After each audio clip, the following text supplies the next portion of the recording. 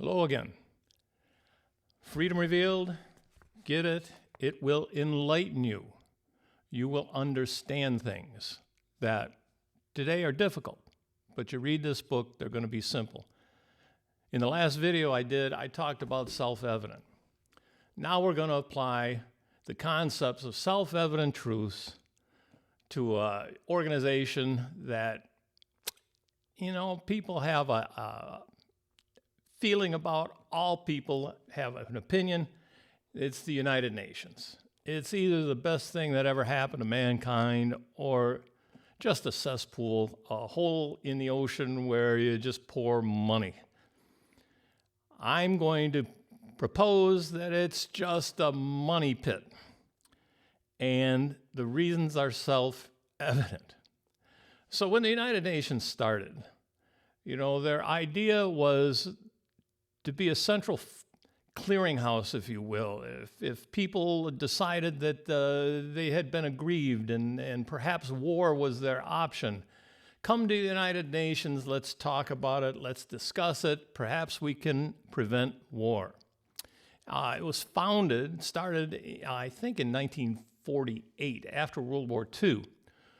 Well, you can see from the record we've had, the number of wars we've had since 1948, that, as a tool to prevent wars, it hasn't really been very successful. But what the United Nations has been successful in is spending money.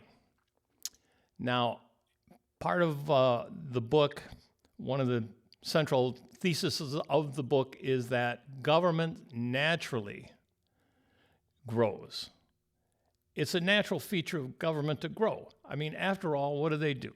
They make laws, rules, regulations. And those laws, rules, regulations never go away. So as you add laws, rules, regulations to government, guess what happens to government? It gets bigger. Well, there's nothing to limit the size of the United Nations. So what the United Nations has done over the years is they've gotten into all sorts of things.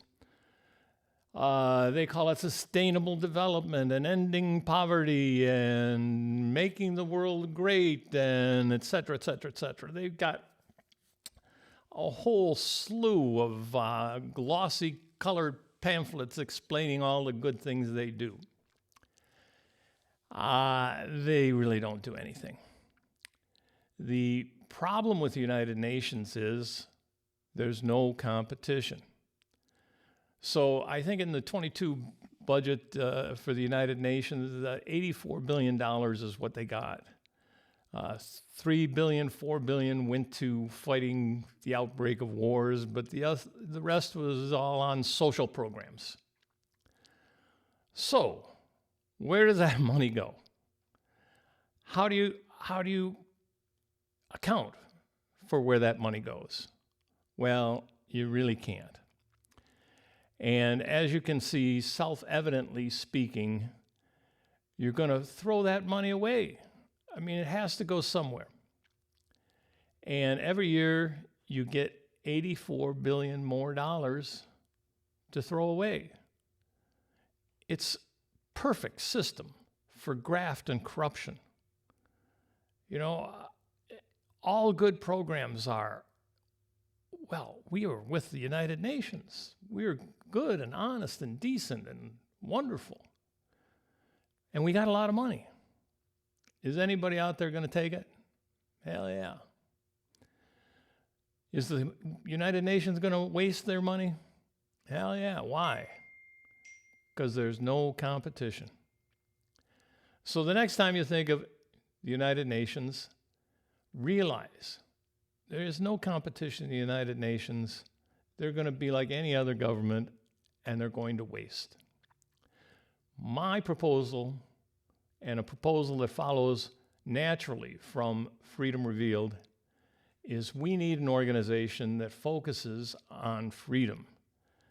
The foundations of freedom, how freedom works. And we need to spread that information to all the countries in the world. And when you spread that information, the role of government becomes less and less important, and the role of the marketplace becomes more and more important. And why is this important?